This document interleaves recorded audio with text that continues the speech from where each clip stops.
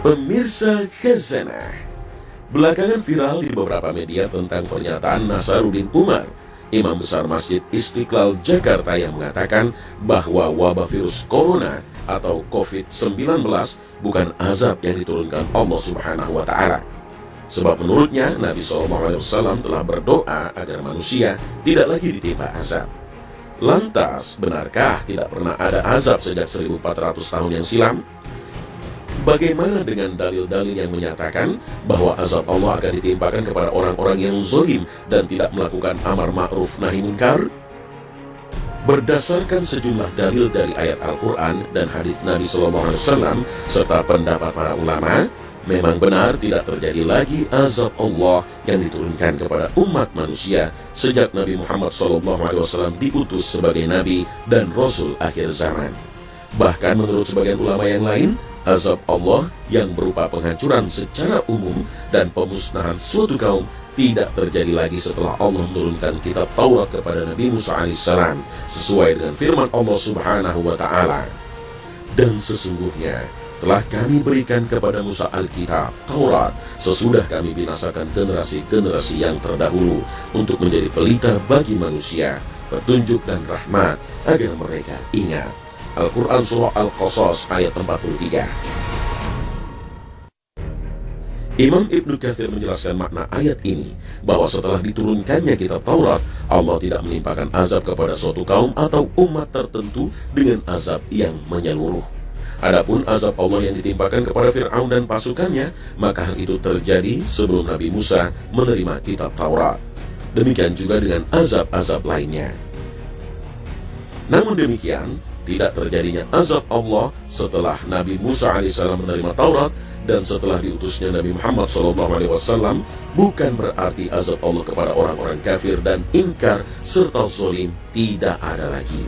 Sebab turunnya azab adalah hak prerogatif Allah Subhanahu wa Ta'ala, di mana Allah bisa mengampuni siapapun yang dikehendaki dan mengazab siapapun yang dikehendaki. Hal ini sebagaimana dikuatkan dalam beberapa ayat Al-Quran dan hadis bahwa sebenarnya ada beberapa azab yang ingin Allah timpakan kepada orang-orang kafir di masa Nabi SAW. Namun akhirnya azab itu diurungkan karena sejumlah sebab. Di antaranya adalah azab yang ingin ditimpakan kepada penduduk Taif yang telah mengganggu dan menyakiti Nabi, hingga malaikat penjaga gunung menawarkan untuk menimpakan kedua bukit Taif kepada mereka.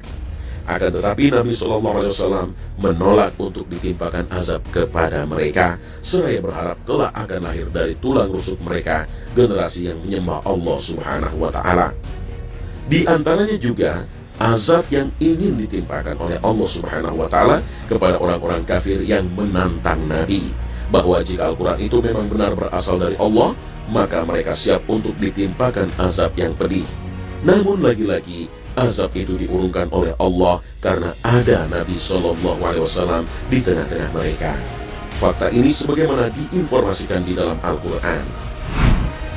Dan ingatlah ketika mereka orang-orang musyrik berkata, "Ya Allah, jika betul Al-Quran ini dialah yang benar dari sisi Engkau, maka hujanilah kami dengan batu dari langit, atau datangkanlah kepada kami azab yang pedih." Dan Allah sekali-kali tidak akan mengazab mereka sedang kamu berada di antara mereka. Al-Quran Surah Al-Anfal ayat 32 hingga 33. Termasuk wabah corona atau COVID-19 yang akhir-akhir ini menghebohkan dunia. Sebab saat ini masih banyak umat Islam yang memohon ampun kepada Allah setiap kali mereka melakukan dosa. Di samping juga masih banyak dai yang menyeru kepada yang ma'ruf dan mencegah kemungkaran. Virus corona juga tidak bisa dikatakan sebagai azab, karena azab pada umumnya menimpa orang-orang kafir dan ingkar saja. Sedangkan wabah penyakit yang merupakan musibah atau bencana bisa menyerang siapa saja, baik yang mukmin maupun yang kafir, jika mereka lalai dan kurang memperhatikan kesehatannya. Meskipun bukan azab, namun wabah penyakit termasuk bencana alam lainnya bisa jadi sebagai teguran dari Allah Subhanahu wa Ta'ala akibat perbuatan manusia itu sendiri agar mereka kembali ke jalan yang benar, yaitu jalan yang diridhoi oleh Allah Subhanahu wa Ta'ala. Hal ini sebagaimana yang ditegaskan di dalam Al-Quran. Telah nampak kerusakan di darat dan di lautan akibat perbuatan tangan maksiat manusia. supaya Allah merasakan kepada mereka sebagian dari akibat perbuatan mereka, agar mereka kembali ke jalan yang benar. Al-Quran Surah Ar-Rum ayat 41. Wallahu a'lam bis-shawab.